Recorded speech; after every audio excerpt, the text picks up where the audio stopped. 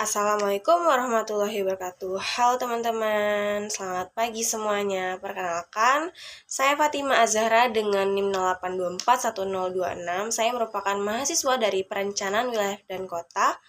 Dan saat ini saya akan mempresentasikan mengapa harus PWK atau alasan saya memilih program studi Perencanaan Wilayah dan Kota untuk mata kuliah pengantar presentasi data spasial. Oke, yang pertama PWK ya, Perencanaan Wilayah dan Kota. Ini merupakan salah satu program studi yang ada di Institut Teknologi Kalimantan dan merupakan berada pada Fakultas Pembangunan Berkelanjutan, teman-teman. Awalnya sih jujur saya kurang tahu ya apa itu PWK sebenarnya. Cuman karena ada sosialisasi waktu itu dari ITK ke SMA saya di SMA 4 Penajam Pasir Utara, sehingga saya tahu apa itu ITK dan juga apa itu PWK. Sedikit gambarannya, PWK itu katanya jalan-jalan. Kata-kata itu yang menjadi salah satu alasan kenapa sih saya mau memilih PWK. Karena saya juga orangnya lumayan suka jalan-jalan. Lalu PWK ini mempelajari cara mengelola, merancang, dan mengembangkan ruang demi meningkatkan kualitas hidup manusia dengan cara menggabungkan ilmu sosial, teknik, dan juga lingkungan untuk menciptakan solusi yang holistik. Dan itu juga salah satu alasan terbesar saya mengapa saya tertarik. Untuk berikutnya, PWK membangun kota, membangun kehidupan. Kenapa sih dibilang membangun kota, membangun kehidupan? Karena ketika kota-kota tersebut tersusun rapi, terancang, bisa pokoknya semua fasilitasnya terpenuhi dan semuanya intinya rapi mah gitu ya. Pasti kehidupan yang ada di suatu kota tersebut akan berjalan dengan baik, teman-teman. Dan juga sebagai prodi yang memiliki nilai kompleks, maka di PWK ada hal ini. Yang pertama ada rencana pembangunan berkelanjutan.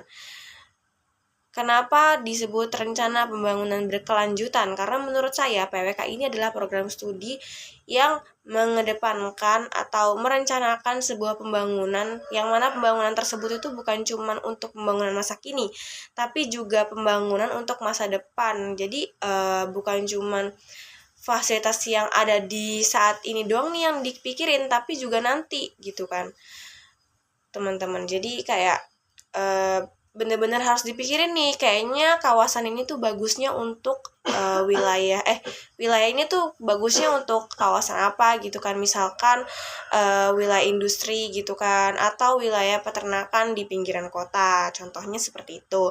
Lalu yang kedua ada peluang kerja yang cukup luas. Kenapa saya bilang seperti itu teman-teman? Karena menurut saya sendiri PWK ini karena merupakan ilmu yang kompleks ya. Tadi ada mencakup lingkungannya juga ada, sosial budayanya ada, kemasyarakatnya ada. Maka dari itu bisa jadi salah satu kayak konsultan, dosen, dan sebagainya teman-teman.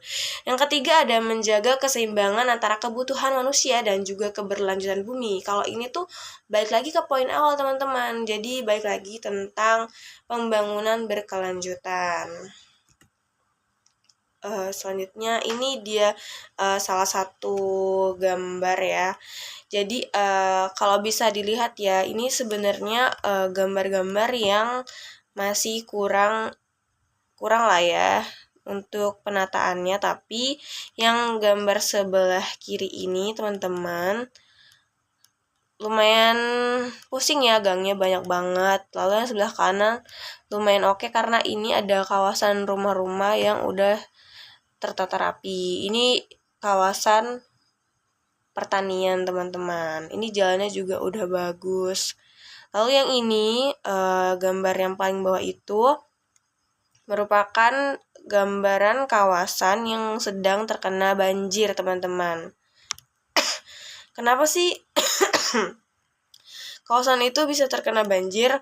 Mungkin aja ini bisa dilihat dari drainasenya yang kurang baik, atau mungkin dari manusianya yang kurang menjaga kebersihan seperti membuang sampah di sungai dan juga sebagainya teman-teman, atau karena penebangan pohon secara liar.